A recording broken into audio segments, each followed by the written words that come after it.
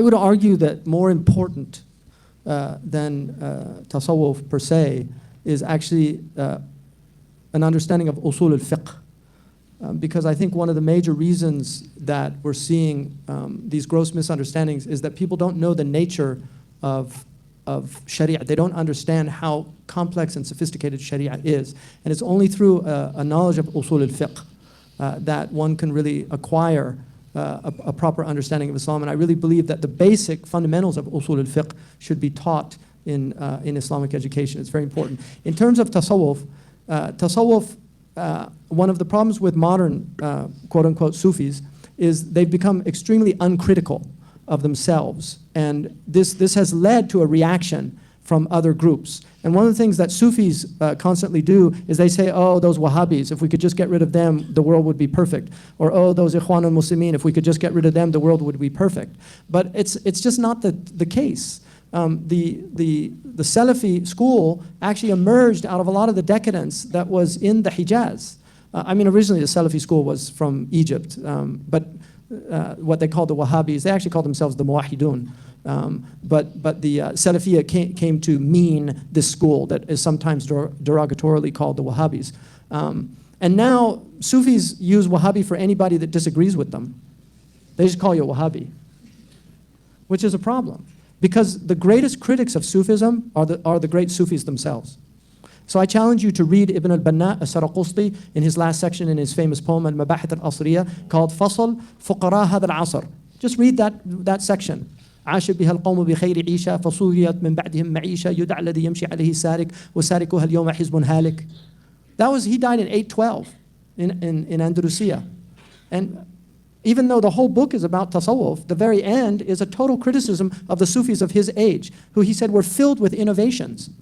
He said, شُغِلُوا بِمُحْدَثَاتِ الْأُمُورِ. Right?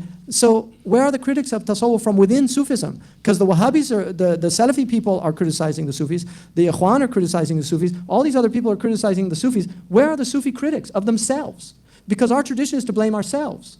And so if you think Abu Hamid al-Ghazali is a Sufi, Abu Hamid al-Ghazali is the single most important usuli scholar in the history of Islam. His book Al-Mustasfa, which was his last book, the Ihya was not his last book. His last book is a book on usul al-fiqh that is the basis of the Hanbali usul. Rawdat al-Nadir, which is taught in Medina University to this day, is an abridgment of Imam al-Ghazali's book, despite the fact that many of the graduates of that school continue to denigrate Imam al-Ghazali, which is a problem. But Abu Hamid is an usuli before he's anything else. And his tasawwuf is largely derivative from Imam al-Qushayri and Abu Talib al-Makki. In his book, in his risala called At-Tabyin, Al-Kashf wa At-Tabyin, بأن جميع الخلق من المغرورين, revealing the fact that creation, that human beings are deluded. He said in that book, he gives the delusions of each group, the delusions of the scholars, the delusions of the businessmen, the delusions of these people. That when he gets to the last group, they're called the Sufis. And he says, وَالصُّفِيَّةِ وَمَا أَعْظَمَ غُرُورَهُمْ, and how great is their delusion. And then he says they're deluded in the way they dress. They're deluded in the way they speak. That's Abu Hamid al-Ghazali. He is a critic of the Sufis. Imam Nasr al-Dar'i, who's I'm blessed to be in his silsila. Muhammad Nasr al-Dar'i from the great Zawiya Dar'iyya in Morocco wrote a book, Islah al-Zawaya, about all of the bid'ah that were in the Moroccan Zawiyas. And so the Sufis, they haven't reformed themselves. Ahmed Zarruq wrote a book called Qawaid al-Tasawwuf. He's another great critic of the Sufis. So if the Sufis don't reform themselves and everybody's saying, look at the Sufis, how can the Sufis reform other people if they haven't reformed themselves? And how many Sufis now, these so-called Sufi sheikhs, that write talismans and charge people. We're filled with this in the ummah. These people that trick other people. There are many people that go around in the name of tasawwuf, fooling people and taking murids and things. And this is not, I had some teachers that were great, I consider them great Sufis. But Ibn al-Banna says, if you want to know a false Sufi, it's the one that claims to be a Sufi. That's the first sign that they're not a Sufi. And I was in America, and a beautiful Mauritanian scholar that we brought, who I consider a real Sufi, because the definition of a Sufi, according to Ahmed Zarruq, it has over 2,000 definitions, but all of them are sincere inner directedness towards God. That's tasawwuf, sincere inner directedness towards God. And that means that a Salafi can be a Sufi, by that definition, if they have sincere inner directedness towards God.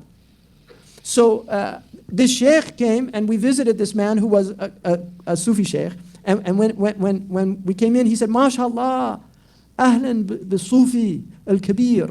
And my Mauritanian teacher, who was well into his 70s, beautiful man and a scholar, said, A'udhu billah, I'm not a Sufi.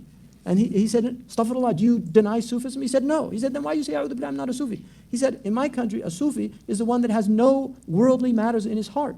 And the fact that at my age I'm in America is proof that I'm still after the dunya.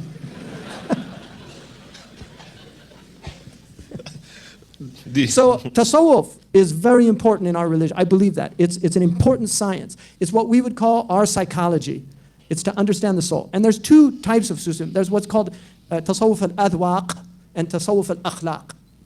Tasawwuf al-Akhlaq is more important because you cannot get to the Adwaq without the Akhlaq. And so the first stage of Sufism is called Takhliya, emptying the soul of bad qualities. The second stage is Tahliya, adorning the soul with good qualities. And the last stage is Tajliya, where you begin to have spiritual experiences that strengthen your faith. Everybody wants the last stage without going through the first two stages. It's like people on an escalator. You know, in the old days, you had to walk up the stairs and exert yourself. Now the Sufism is just to be on the escalator and you move up on maqamat. No effort. So this is a problem. The secret of that tahliya and tajliya is in the dot, the nuqta. It begins on the top of the ha-shaped letter, and then it's removed, which is the removal of arrogance, and then it goes on the bottom, which is humility. Man tawada'a lillah rafa'ahu Allah. Whoever humbles himself before God, God will elevate him. Wallahu alam, and may Allah forgive me, but that's my view. Before I pass on, for some reason I think